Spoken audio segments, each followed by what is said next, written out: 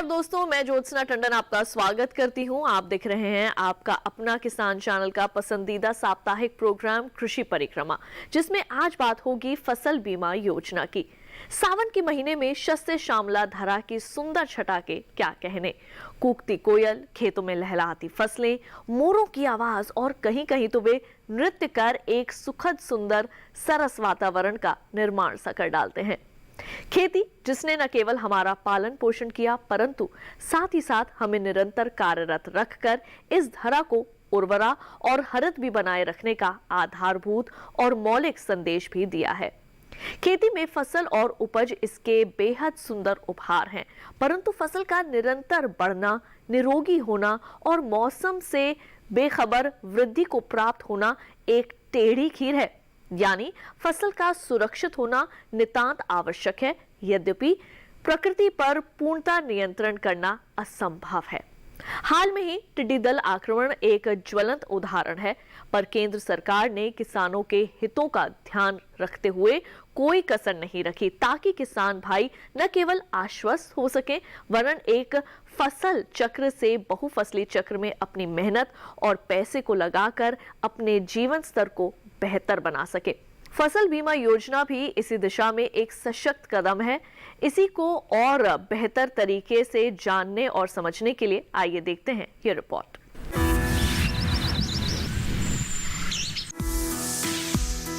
हमारे देश में काफी संख्या में लोग खेती बाड़ी से जुड़े हैं, लेकिन आज भी हमारी खेती काफी हद तक मानसूनी बारिश पर निर्भर करती है। खासकर खरीफ की फसलों के लिए तो मानसून काफी अहमियत रखता है। काफी खेतों में सिंचाई की व्यवस्था नहीं है। बरसात हो गई तो ठीक, वरना सूखे के कारण पूरी फसल चौपट होने का डर हमेशा किसानों को सताता है। यही नहीं, कई बार तो अधिक बरसात, बाढ़ और ओलावृष्टि भी किसानों की दिन रात की मेहनत पर पानी फेर देती है। इन सब का सीधा असर फसलों की बुआई और पैदावार पर पड़ता है।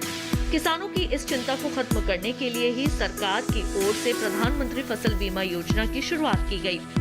इस योजना की शुरुआत 2016 में की गई थी। फसल बीमा योजना का उद्देश्य प्राकृतिक आपदाओं, कीट और रोगों की वजह से सरकार द्वारा अधिसूचित फसल में किसी नुकसान की स्थिति में किसानों को बीमा कवरेज और वित्तीय सहायता देना, कृषि में किसानों की रुचि बनाए रखना व उनकी आय को स्थायित्व देना, किसानों को कृषि में नवाचार और आधुनिक पद्धतियों को अपनाने के लिए प्रोत्साहित करना और कृषि क्षेत्र में ऋण के प्रवाह को सुनिश्चित करना है।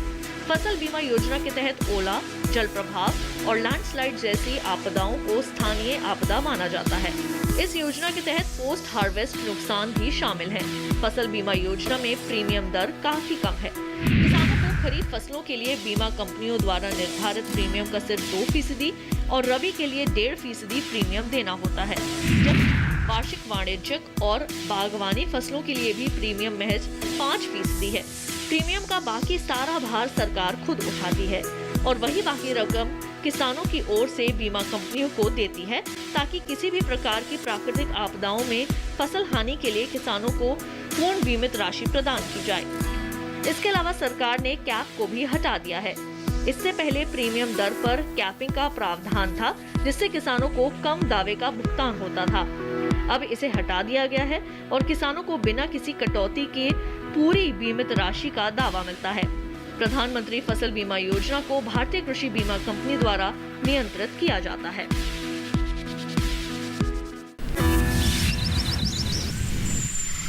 तो जनाब, सरकार ने फसल बीमा योजना को लागू करके कम से कम ये तो सुनिश्चित कर ही दिया कि किसान अब अकेला नहीं है, उसका संबल, पैसा और मेहनत सुरक्षित है।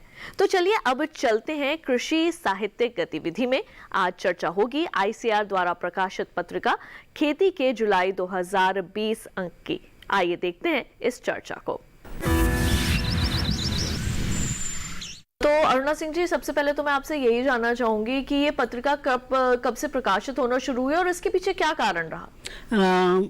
बहुत अच्छी हम आज चर्चा कर रहे हैं। भारतीय कृषि अनुसंधान द्वारा प्रकाशित पत्रिका, मासिक पत्रिका खेती की, जो कि भारतीय कृषि अनुसंधान परिषद कृषि मंत्रालय के अंतर्गत आता है। यह पत्रिका एक तरह से आप ये कह सकते हैं कि ये एक प्रामाणिक किसानों के लिए एक प्रमाणिक दस्तावेज है। जी। इस पत्रिका में आईसीआर से जुड़ी जितनी भी रिसर्च होती है इसमें लेखों के रूप में प्रकाशित की जाती है। अब सवाल यह है कि ये पत्रिका कब प्रकाशित शुरू हुई? 1948, 72 साल हो गए हैं इस पत्रिका को प्रकाशित होते हुए।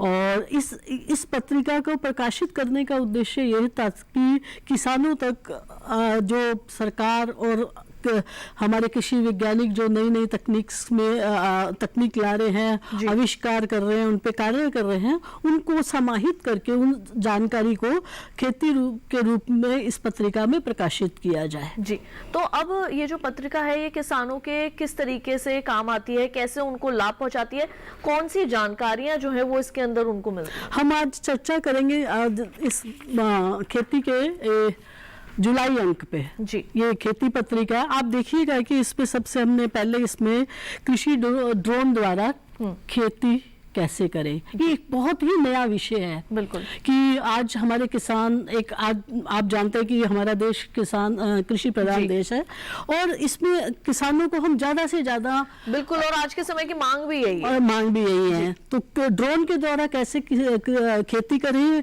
इसके अलावा आर्टिफिशियल इंटेलिजेंस के माध्यम से कैसे और खेती में और बेहतर तकनीक अपनाएं और उसको उन्नत खेती कैसे करें, और इन सब विषयों को इस पत्रिका में जुलाई अंक में स्थान दिया गया है। जी।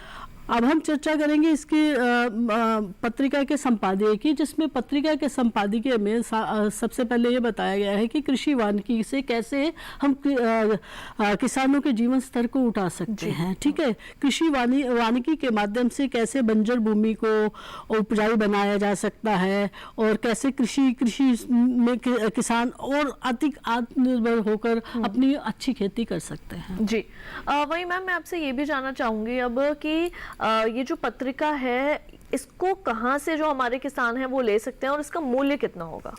इस पत्रिका को इस पत्रिका को आप व्यवसाय प्रबंधक, कृषि ज्ञान प्रबंध निदेशालय, भारतीय कृषि अनुसंधान परिषद, पूसा, दिल्ली 2 के पते पे से मंगवा सकते हैं। इस पत्रिका की कीमत 30 रुपये है, लेकिन एनुअल अगर आप सब्सक्रिप्शन लेते हैं तो आपको 300 रुपये में सालाना वार्षिक सदस्यता के पे दी जा सकती है। अच्छा, इस पत्रिका की और क्या खास बात है, और साथ ही ये भी जानना चाहूंगी कि अगला जो माह आएगा उसमें क्या विषय रहने वाला है इस पत्रिका का? इस पत्रिका की खासियत, जैसे कि मैंने शुरुआत में ही बताया, इस पत्रिका की खासियत यही है कि ये सबसे प्रामाणिक लेख और दस्तावेज है जो कि खेती पत्रिका के रूप में किसानों के समक्ष या दी जाती है। इसमें जैसे कि ये पहले इशू, ये जो जुलाई वाला इशू है, जैसे इसमें हमने ड्रोन से खेती के बारे में जानकारी दी। उसके अलावा कृषि क्षेत्र चिया जैसे एक नई फसल है, चिया विदेशों में बहुत पॉपुलर है। Chia seeds. हाँ, चिया सीड्स। इसकी इसमें विस्तार से जानकारी दी गई है और बताया गया है कि कैसे चिया को बहुत ही आसानी से उगा के और किसान इसमें अपना आमदनी का अच्छा जरिया बना सकते हैं। इसके अलावा किसान कैसे ड्रोन के द्वारा कर सकते हैं, आर्टिफिशियल इंटेलिजेंस के द्वारा सकते हैं, सीड्स मैनेजमेंट कैसे कर सकते हैं। उसके बाद देश भर में जो कृषि जगत की गतिविधियां हो रही हैं, आविष्कार हो रहे हैं, उसको इसमें स्थान दिया गया। विदेशों से क्या क्या तकनीक आ रही हैं उस बारे में इस पत्रिका में जानकारी दी गई है। मतलब कुल मिलाकर ये किसानों के लिए बहुत ही उपयोगी पत्रिका है। और इस पत्रिका को निकलते हुए इतने साल इसीलिए हो गए, इसीलिए ये इतनी किसानों तक महत्वपूर्ण है कि क्योंकि ये किसानों के लिए बहुत उपयोगी दस्तावेज है। जी बिल्कुल। अच्छा मैम, एक चीज और मैं आपसे यहाँ पे जानना चाहूंगी अरुणा जी कि जैसा अभी ये समय चल रहा है कोरोना वायरस का, कोविड का, तो ऐसे में जो हमारे किसान अभी तक इसे जाती तौर पे लेने नहीं आ पा रहे, तो क्या ऑनलाइन भी इसका कुछ किसी तरीके का प्रबंध है कि ऑनलाइन भी क्या इसे पढ़ा जा सकता है? कुछ इसके बारे में जी इस पत्रिका को अगर कई किसान लोग अगर जैसे नहीं मंगवा सकते हैं, इसमें दो कारण है। एक कोरोना का भी कारण है और कई किसान लोग 300 रुपया भी सालाना नहीं खर्च कर सकते। इसलिए इस बात को मद्देनजर रखते हुए ICAR ने बहुत ही कारगर एक तरीका निकाला है कि इसको ये ऑनलाइन आप इस पत्रिका को पढ़ सकते हैं। आपको कोई पैसे खर्च करने की जरूरत नहीं है। आप Indian council of agriculture research WWF ICAR.org.in website पे जाइए, वहाँ आप खेती पत्रिका को खोलिए। उस पत्रिका में आपको पूरे लेख दिए होंगे, आपको सारी जानकारी दी जाएगी कभी भी। और सिर्फ जुलाई की ही पत्रिका नहीं उपलब्ध है, उसमें पिछले कई सालों की भी पत्रिकाएं उपलब्ध है। जैसे किसी और हर अंक जो हमारा खेती का है उसमें विशेष अंक होता है। जैसे इस बार जैसे ड्रोन पे है, उसी तरह हमारा अगस्त अंक जो आने जा रहा है वो पशुपालन पे है। उसमें पशुपालन से कैसे आप किसान लोग अच्छे पशुपालन के तरीके, न्यू एडवांस टेक्नोलॉजी और ये सब अपनाकर कैसे पशुपालन से और ज़्यादा इनकम बढ़ा सकते। जी बिल्कुल। तो अरुणा जी, आपका बहुत बहुत शुक्रिया, आप आई और आपने इतनी महत्वपूर्ण जानकारी इस पत्रिका के संबंध में दी। आपका बहुत बहुत धन्यवाद। शुक्रिया। और इसी के साथ कार्यक्रम कृषि परिक्रमा में वक्त हो चला एक छोटे से ब्रेक का। जल्द लौटेंगे वापस, आप देखते रहिए दूरदर्शन के साथ।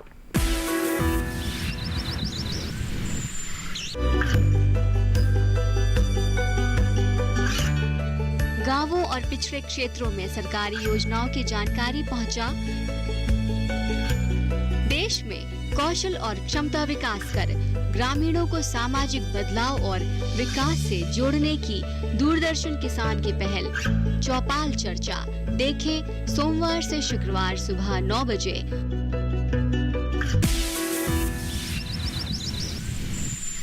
ब्रेक के बाद पुनः आप सभी का स्वागत है और अब बात करते हैं कृषि शिक्षा की और रुख करते हैं हमारी सहयोगी मोनालिसा का।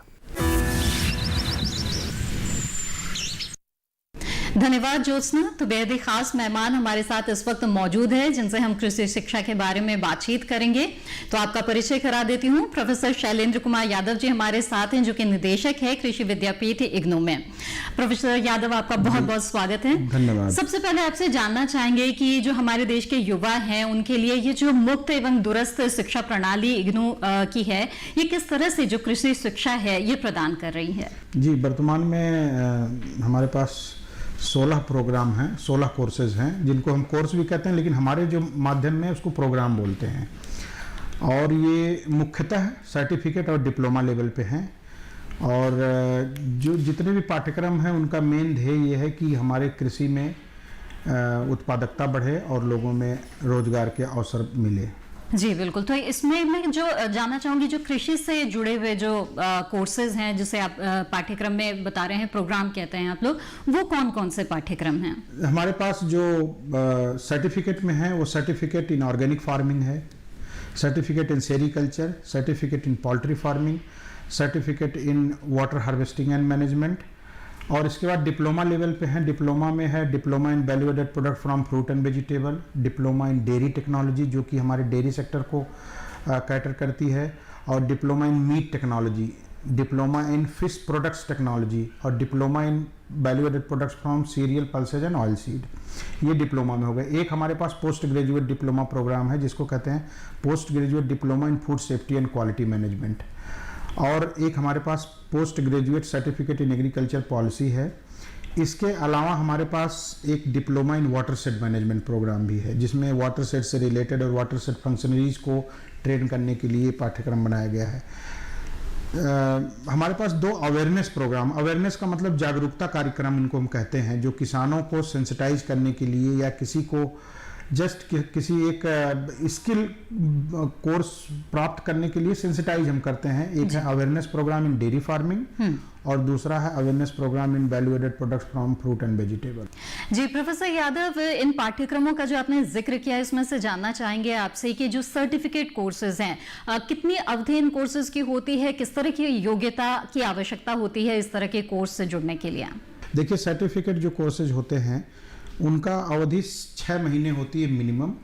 और अगर किसी स्टूडेंट ने किसी कारण से अगर उसको एग्ज़ाम नहीं दे पाए 6 महीने में, तो उनकी जो एडमिशन होती है वो 2 साल तक वैलिड होती है। जी। जितने भी हमारे पास सर्टिफिकेट प्रोग्राम है, चाहे सर्टिफिकेट इन ऑर्गेनिक फार्मिंग हो, certificate in sericulture, certificate in bee keeping, certificate in water harvesting and management, ये सारे कोर्सेज में एंड सर्टिफिकेट इन सेरीकल्चर, इन सब पाठ्यक्रमों की अहर्ताएँ जो हैं, एलिजिबिलिटी अलग अलग हैं। जैसे सर्टिफिकेट इन बी कीपिंग में कोई भी 8 पास लिटर अगर थोड़ा बहुत पढ़ा लिखा है तो वो इसमें एडमिशन ले सकता है जी। सर्टिफिकेट इन ऑर्गेनिक फार्मिंग उसमें +2 12 पास होना चाहिए किसी भी डिसिप्लिन से। इस तरीके से सारे सर्टिफिकेट्स की अलग अलग एलिजिबिलिटी हमारे पास है और ये एक खास व्यवसाय को देखते हुए पाठ्यक्रम बनाए गए हैं। बिल्कुल, तो ये बात सर्टिफिकेट कोर्सेज की हुई। अब डिप्लोमा कार्यक्रमों के बारे में भी जानना चाहेंगे आपसे, किस तरह की डिप्लोमा योग्यता प्रोग्राम्स चाहिए? जो हैं वो मिनिमम 1 साल के होते हैं और जैसे मैंने बताया कि सर्टिफिकेट 6 महीने मिनिमम होते हैं, वैसे इनका ड्यूरेशन 1 साल है और यदि किसी स्टूडेंट ने 1 साल में नहीं कंप्लीट कर पाया तो उसकी एडमिशन जो है वो 3 से 4 साल, अभी 4 साल तक उसकी वैलिडिटी है।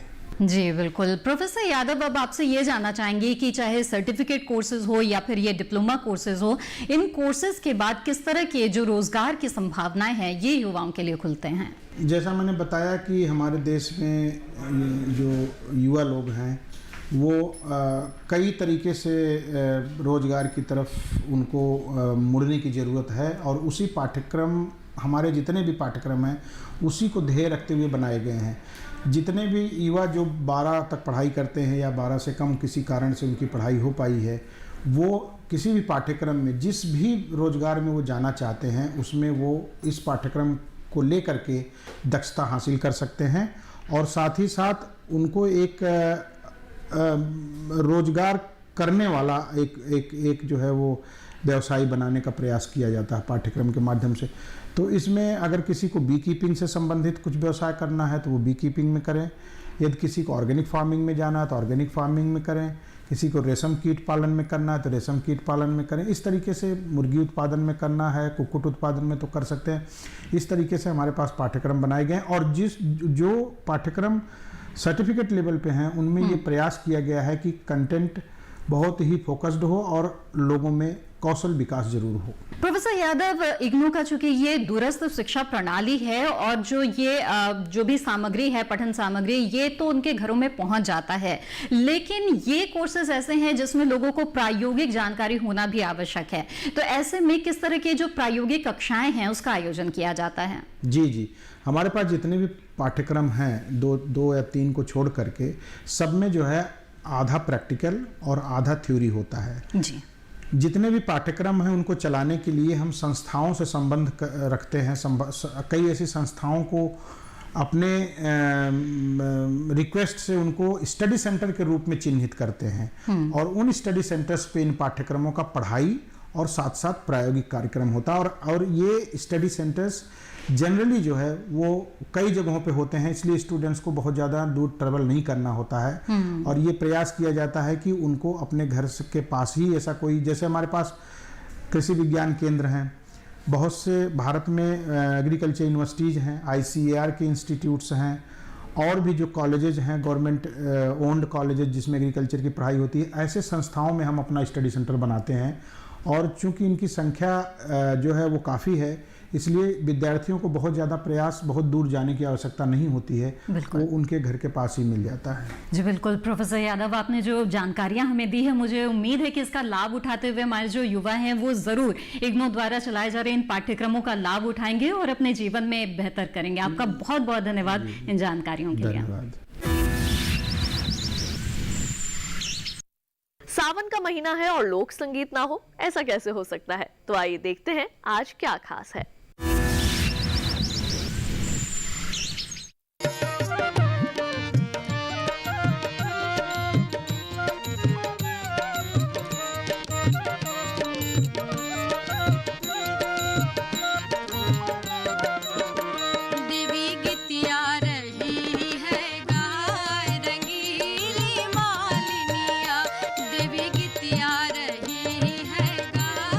रंगीली मालिनी